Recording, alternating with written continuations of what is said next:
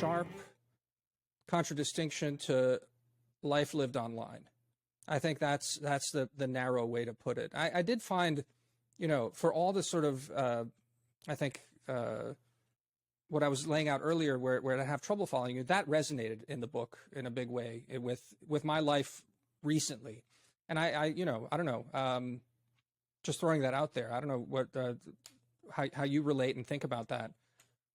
Yeah, well, I appreciate that, and this is sort of what Shadi mentioned. I speak about in the book the difference between thin desires and thick desires, and it sort of brings us to a discussion which would be too long for us to have, a philosophical discussion about the self and what is the self, right? Mm-hmm. But it seems like we live in a world where many people are trying to figure out who they are, especially young people. In liquid modernity, to use a term from Zygmunt Bauman, right?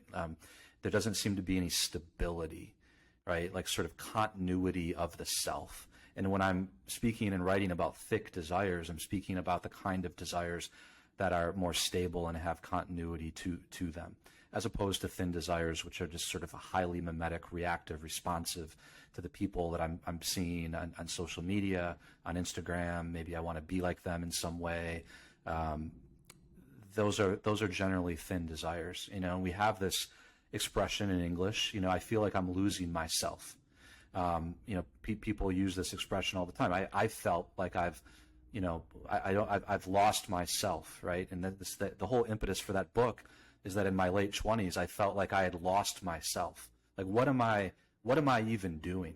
Do I even, if I fulfill all of these goals, am I even going to be like, I've forgotten the things that even bring me joy. I haven't done them in 6, 7, 8 years. I've like lost something essential about myself.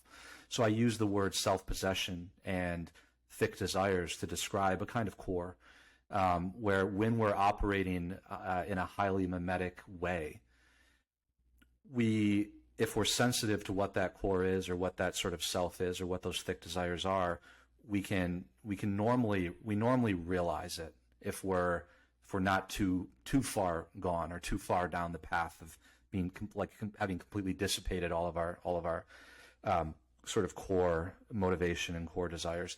So that's what I was trying to get at there. I didn't want to get into a philosophical discussion and rehash thousands of years of discussion about what constitutes the self.